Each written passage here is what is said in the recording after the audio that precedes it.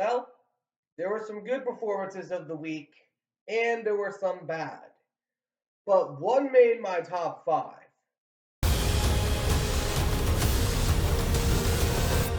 Let's talk football. All right, what's going on, everyone? My name is Antonio, and welcome back to the All Around Sports Podcast, where sports are everything on this channel. Today, we are previewing, debuting my first of many best top five, best performances from week three, and my top five worst performances of week three. So, for those of you that are new to my channel, here is how I'm going to do this. I am going to say the team and about what went right or wrong for that team, and then I'm going to be talking about what went right for them and what went wrong.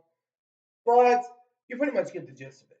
But if you guys do enjoy, please be sure to like and subscribe. But for now, let's get this video underway. Starting us off with what the first of the five best performances of the week, Andy Dalton turns these Panthers around. Andy Dalton. We all know that Bryce Young got benched just this past week. Well, who would have thought that week one of Carolina being without Bryce Young, they just absolutely destroyed the Raiders. I mean, I did not see this coming. The final score was like 33-16, if I am correct. I'm just going off of what I saw. But Andy Dalton looked like a good player. He has been a good player in the league. But this just shows how much of a bust that Bryce Young is. Oh, brother, this guy stinks! Because of what Andy Dalton was able to put onto the field. So, but Andy Dalton, if he keeps this up going for the Carolina Panthers, they might be a sneaky team, but I wouldn't count on it. But that is why Andy Dalton and the Carolina Panthers come in at number five of the best. And for the first of the worst, the Patriots O-line. They allowed not one, not two, not even three. They allowed 7 sacks against the New York Jets. I mean, this team was very in close games the last 2 weeks. They went and beat the Bengals in week one before eventually losing to my Seahawks in week two in a close overtime game. But how do you go from being a really good sleeper team to just going back to one of the worst in the league? You're basically looking like the Jets because your O-line allowed 7 sacks, which in the past 2 weeks, they've allowed 6 sacks combined. And you go out there and allow 7 against a fraudulent Jets team that is not even a contender. They've only beaten last place teams from last year, so I'm not that high on the Jets. But you can't tell me, with the weapons that you got and how well you've been doing so far, that you go out there and get shut down by the Jets that aren't even any good. They're just overhyped.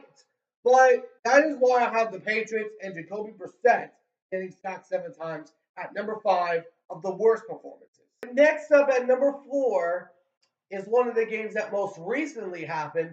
You got the Washington Commanders. Jaden Daniels balling out of his mind on Monday night. Man, this guy put on a show. He was going off. He threw for 2 touchdowns and no interceptions, sure. But the offense of Washington was just showing up left and right, especially that last pass to Scary Terry in the last little stretch of that game. But man, the Commanders, Daniel Daniels right now is looking a lot better than Caleb Williams. Sorry, Bears, had to say it.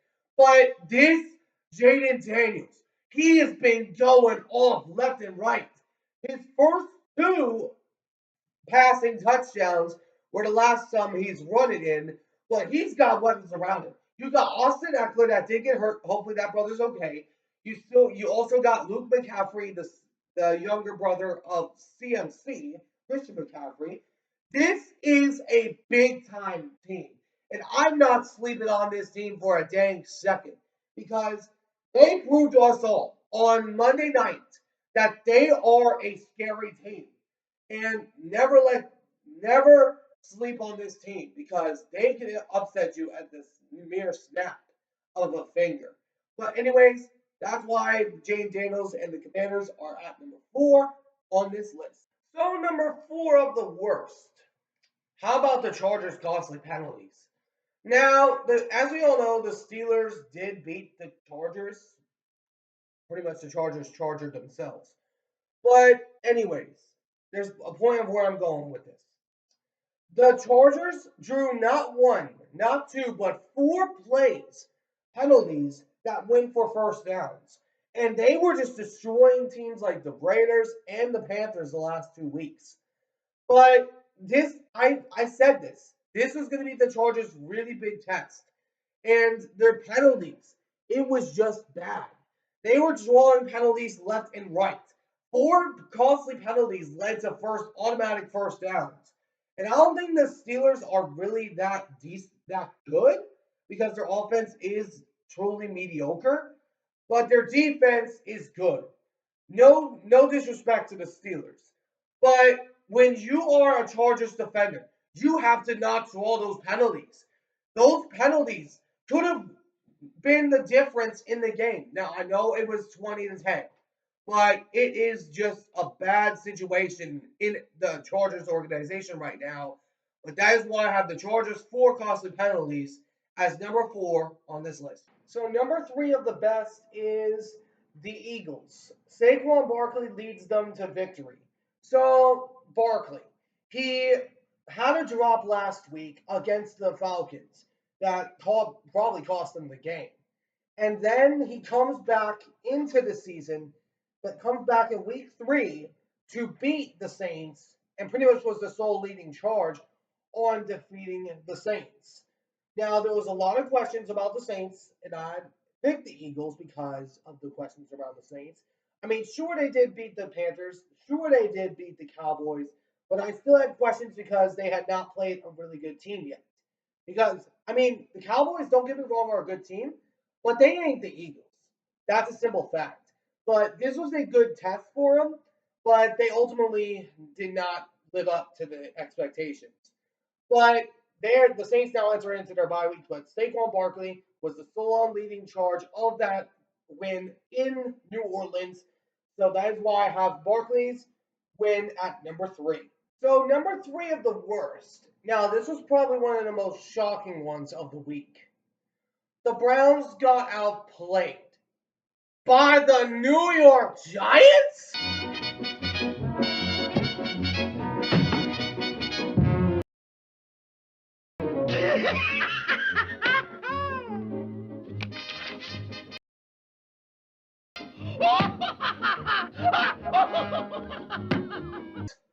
I mean, this was a shock to me on how bad this Browns team has looked.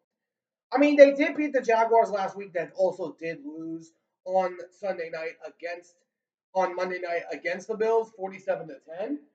But this Browns team, Deshaun Watson is not their guy, clearly. Because how do you go into a game where you are playing against the Giants, one of the worst teams in the NFL right now? You get beat down 21-15 against the Giants. It's not the Cowboys. It's not the Jags. It ain't the Steelers. It's the Giants. The New York Football Giants pounded you all behind. And you didn't do nothing to show up. Deshaun Watson was a clear trade bust because Houston's right now doing a lot better than Cleveland is right now. And this is the worst performance that I have seen from the Browns this season. And Deshaun Watson, he's going to be up and out of there before you know it. That is why I have it at number 3 of the worst. So for number 2 of the best was Sam Darnold's 4-touchdown game. I mean, damn. The Vikings are sure something. because the Vikings, they were incredible throughout most of the game. They were physical with the Texans offense. They were forcing them 3 and out after 3 and out, stop after stop, but primarily it was Sam Darnold's play. Now, many people had some concerns, including me, about when J.J. McCarthy went down during the preseason because we were all expecting him to maybe be one of the many Rookie of the Year candidates, which right now is Jaden Daniels. But now that we've seen this Vikings team in full force, they're going to be going on the road next week against the Green Bay Packers.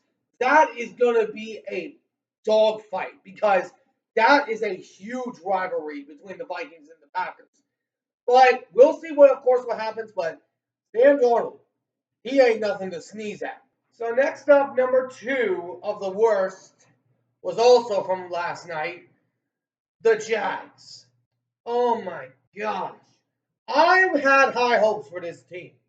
Coming back and being better, but man, was I wrong. Because the offense was just not clicking. Even with all that talent, they could not get anything going. And their defense allowed 47 points against the Buffalo Bills. And now the Bills, they're nothing to sneeze at either. But when you are going against a team like the Bills, with the way that your franchise has been looked recently, with the 2 back-to-back winning seasons, you have got to show up. The Jags, I have much respect for this team. I have my mass amount of respect. But I'm about to go off on them right now. The Jags look like trash. I mean, for real. They look like straight up garbage. And I know that a Jaguar fan, Cheddar Cook, is going to probably get on me about this, but I'm sorry, but I have to say it. The Jags look like trash. Their offense has not been able to get anything going. With Travis Etienne, Christian Kirk, and Evan Ingram, along with their new additions in Gabe Davis and Brian Thomas Jr. Their defense has not been even a barrel factor since Josh Allen changed his name to Josh Hines Allen. They have done nothing. What is going on with this team? They were a playoff team 2 years ago. They went to the divisional round where they lost to the Chiefs. And then they come back last year, have 7 losses when they're 6-3, and then they miss the playoffs. Get your act together, Jacksonville! Get your dang act together! Because at this rate, you could maybe have a losing season. And your guy, Trevor Lawrence, is ultimately on the line here. I'm thinking you might have overpaid him, as probably are many people now. But this, Jags, get your dang act together. For real. And number 1 of the best performances of the week is, of course, my team, the Seattle Seahawks. Now, the offense had its ups and downs, but the defense showed up. The defense was amazing throughout the first 3 games, allowing 20 each against the Donkeys and the Patriots. They only allowed the Dolphins to 3. Now, I know it was Skylar Thompson and Tim Boyle. I know that. But when you look at the way the defense has been playing recently against some of the fastest players in the National Football League, you were going against the Waddler and the Cheetah. You were going against those 2 brothers, and you were able to shut them down, which was the main key indicator to this game, shutting down that Cheetah. Their defensive rush has been amazing for the last few games. Boye Mafe continuing from where he left off last year, getting amazing plays after amazing play in this game. And then Terrell Dodson, the former Bills, showing up against his former rival, the Dolphins, especially on that hit that Skylar Thompson took. And then, also, another thing to note, Derek Hall. This brother's coming into his own. Now, for those of you that do not know the name, he was drafted 2 years ago. He was out of the University of Auburn. He was used as one of the picks of the Russell Wilson trade. But, man, this brother is going off. Now, I was at first concerned when Darrell Taylor got traded But now that this guy is showing up, Derek Hall is nothing to sneeze at because Derek Hall, this brother is transformed. And Mike McDonald, he is transforming this defense. The defensive potential has been there. The secondary was already there. And the defensive pass rush potential has been there. And Mike McDonald has only unlocked it. And when Uchenna Nwosu gets back, it's only going to get better because the rush, they are dangerous. They are just amazing right now. Their run game has ranked second. They've ranked sixth in the NFL, behind teams like the Steelers, the Eagles, and the Jets, just to name a few. But this Seahawks team is getting dangerous. And I am telling all you this right now. If the Seahawks beat the Lions, they could have a chance to go 5-0 before going into the game against the 49ers. But that's why I have them as my top performance. But man, watch out for the Hawks because they're rising. Now the worst performance. I have much respect for this player, but you got to show up in the late moments. Brock Purdy of the 49ers. Now, he played overall a good game, hitting 3 touchdown passes to Juwan Jennings. Nothing to sneeze at there. But when it came to the last drive, you had a chance to potentially win the game. It was 3rd down and long on the play. And you got sacked by Brendan Fisk, the rookie out of Florida State, one of the two of the Rams. Now, I know that CMC and George Kittle and also along with Deebo Samuel is out this game. But you have to show up despite having not those weapons because you were in this game every single second. The Rams, they were lucky to get that ball back because if they didn't and the Niners got into field goal range, the Niners would have won that game. But Purdy, you have got to show up in those big moments. Now, I'm not throwing any hate. I am not throwing any hate. I have had much respect for Brock Purdy. And I ultimately said at the end of the Super Bowl, he did not lose that game. It was the defense ultimately. He lost this one because I know I'm going to get a lot of fire back on this, but hear me out. Brock Purdy throughout the entirety of the game was amazing. The Purdy, he was showing up. He was throwing those bombs down the field.